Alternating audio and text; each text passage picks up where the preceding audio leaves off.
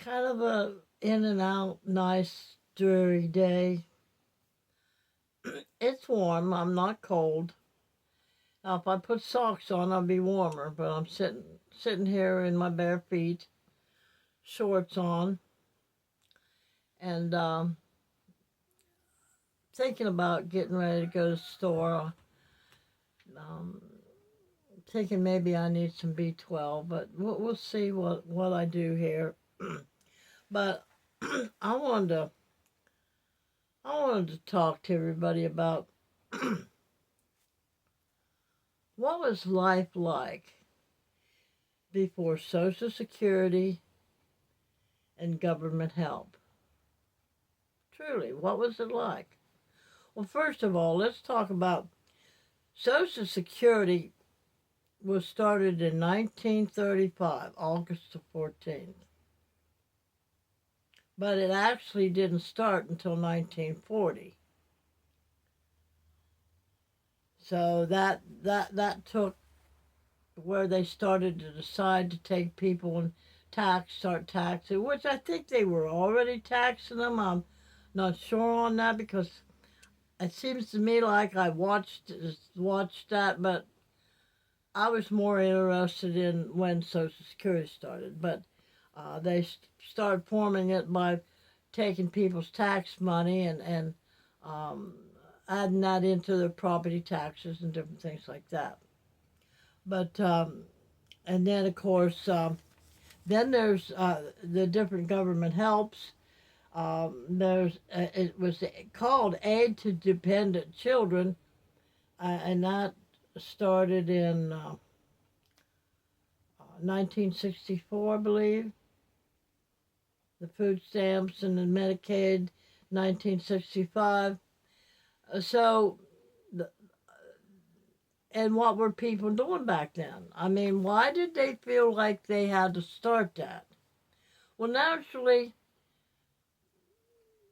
humans decided they wanted to start a civilization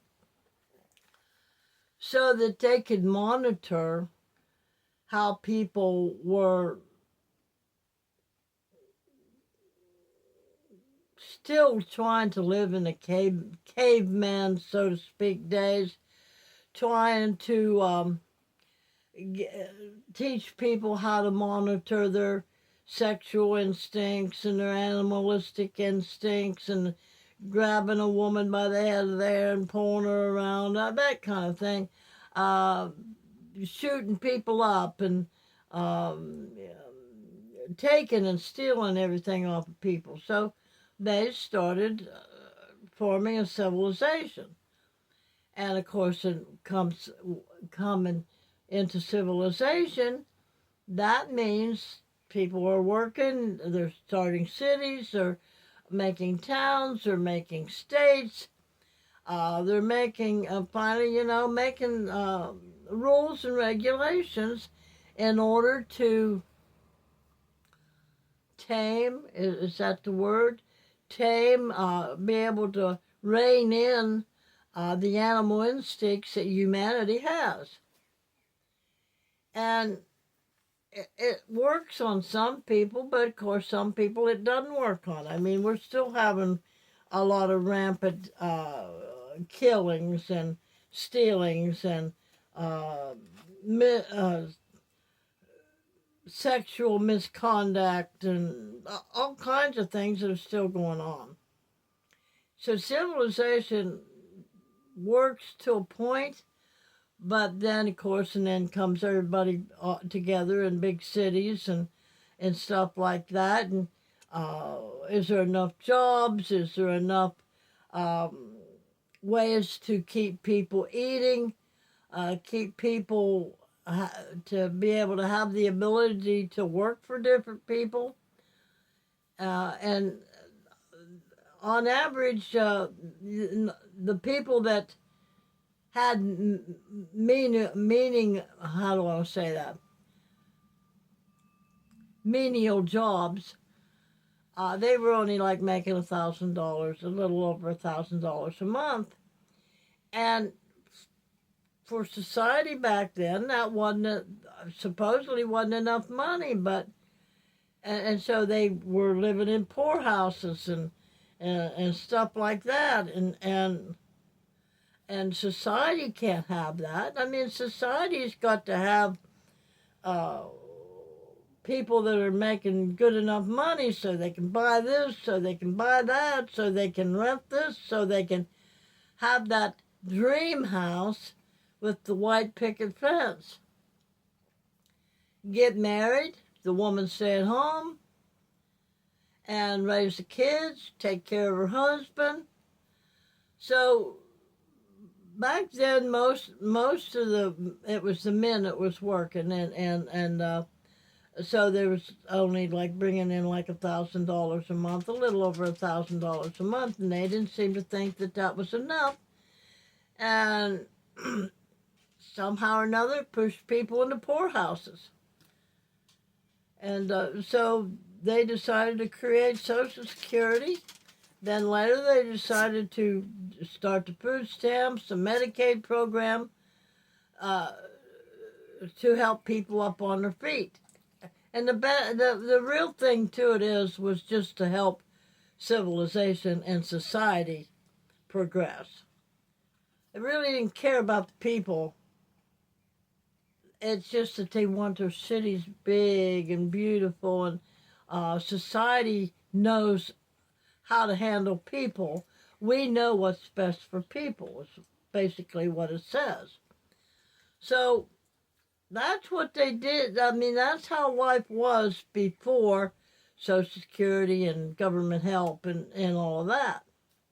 Now, I do grant you that there are a lot of people that uh, would live a lot better life through those systems and that help and different things. But along with it comes a lot of rules and regulations. And a lot of people don't want to live under those rules and regulations. And that I don't blame them, because I got off of the government assistance. And but here's the thing. You got to know who you are first.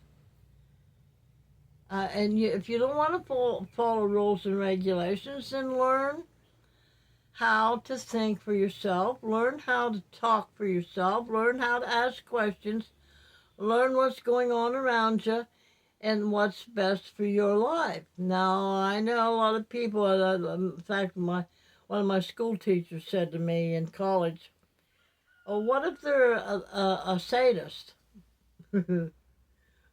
Well, I don't know, because they're happy doing what they're doing. They're content, and if they can't live that way, then they're not, their life ain't normal for them. Well, now that's another question, and that's another issue that I'm not up for right now. But we have to sit and think to ourselves, what would I do if there was not any Social Security? And there wasn't no Medicaid. Of course, I don't use Medicaid either. I did it one time. And I had food stamps too. And but what changed me? I started thinking for myself.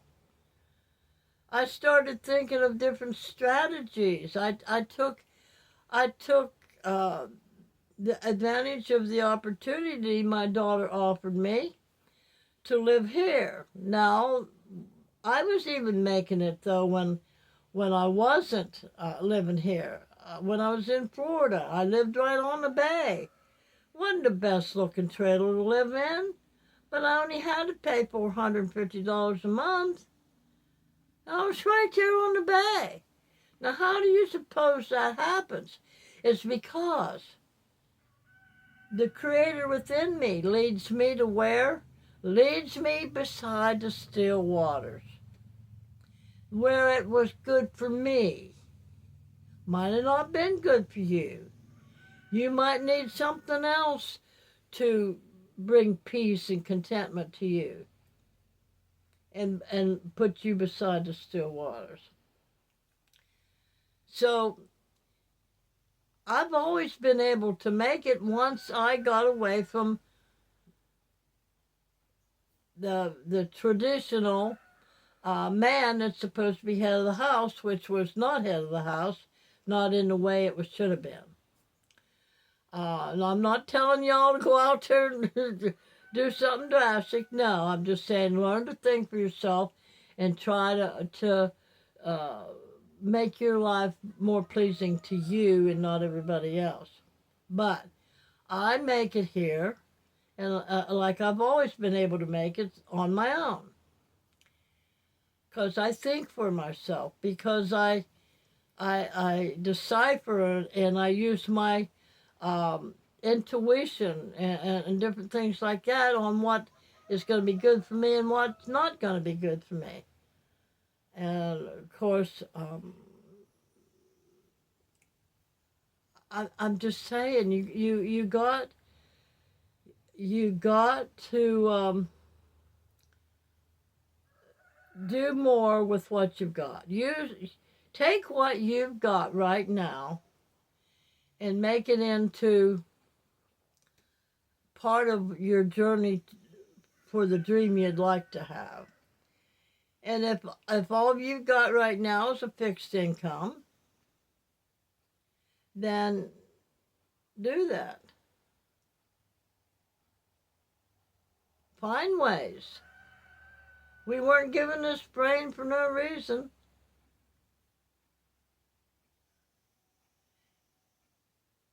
Take advantage of the opportunities that are presented to you.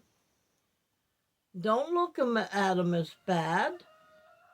Take them and pull them apart put to yourself and find out what's going to work for you. And like I said before many times, what works for me is not going to work for you.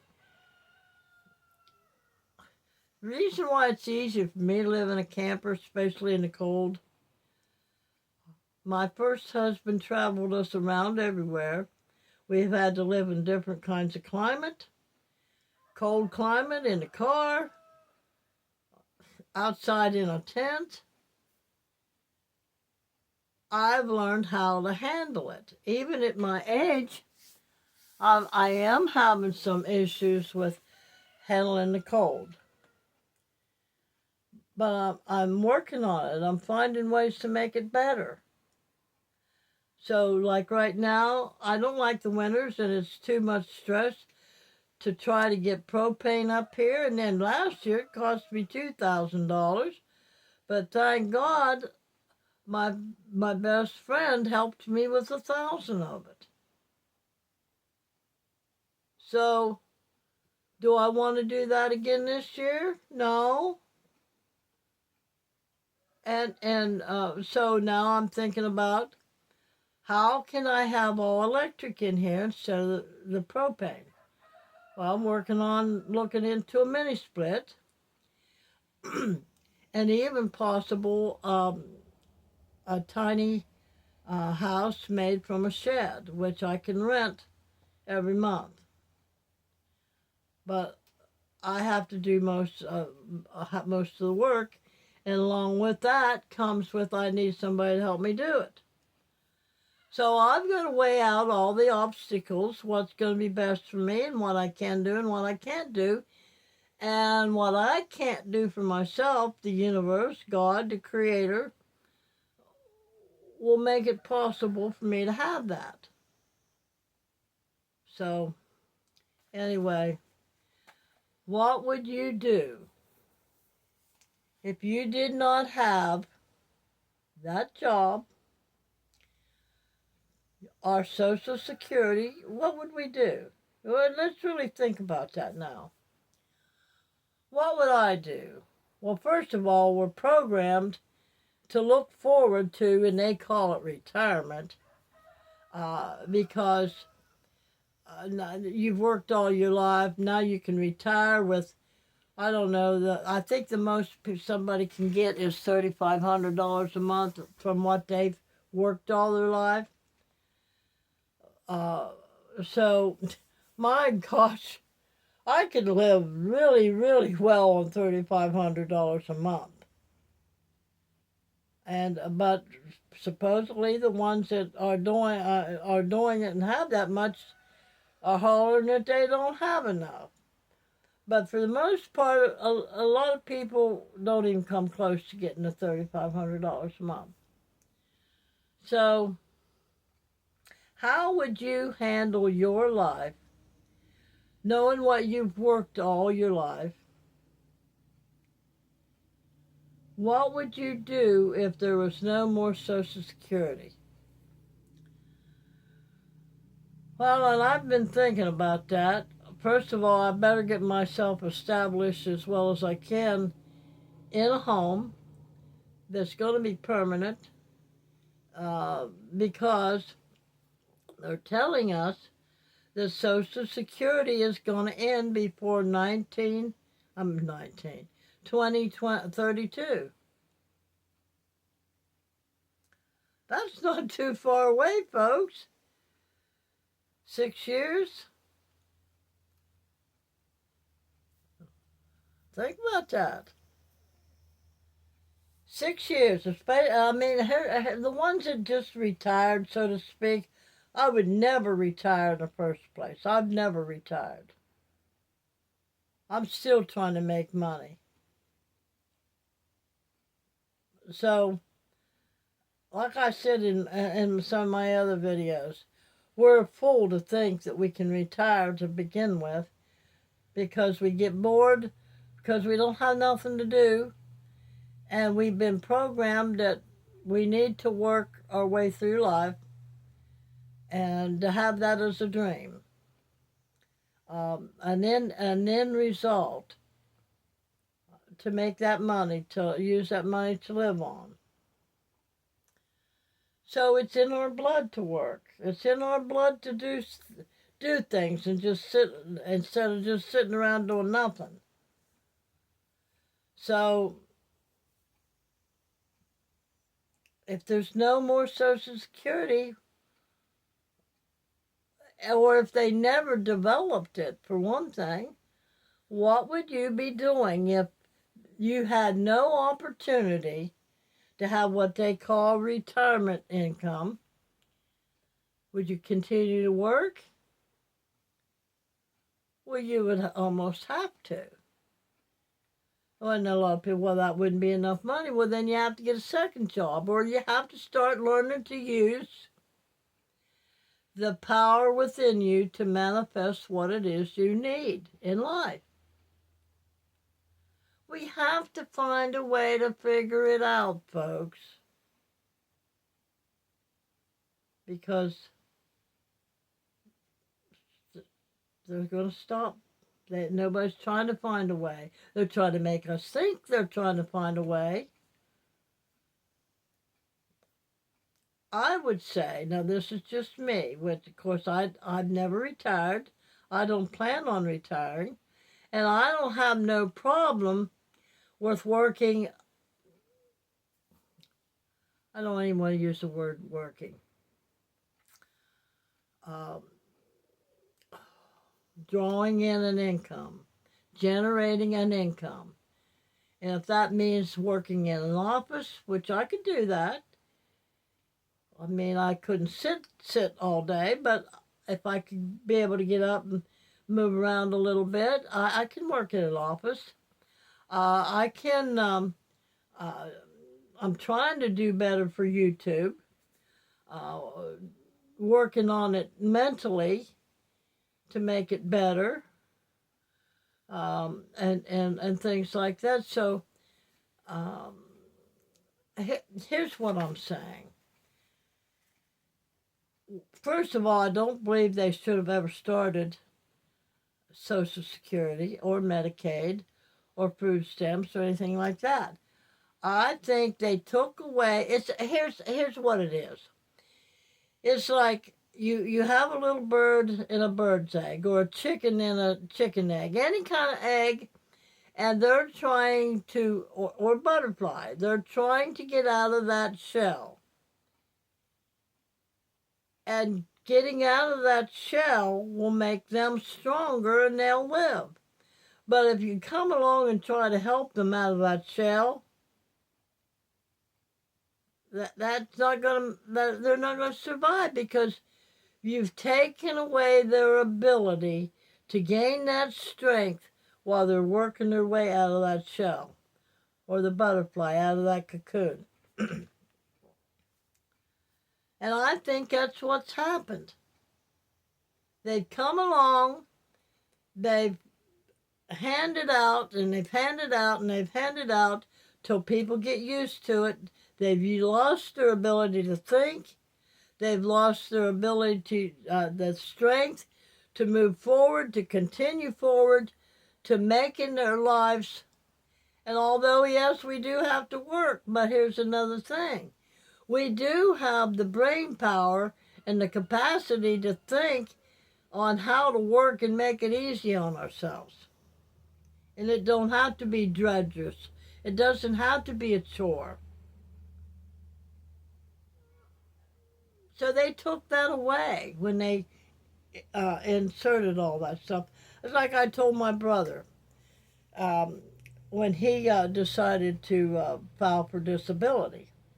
And I told him, because that's how I started. I was on depression. I was diagnosed major depression, and that considered me disabled, because I couldn't keep a job, crying all the time. So I told him, I said, do not do this, because it's very stressful.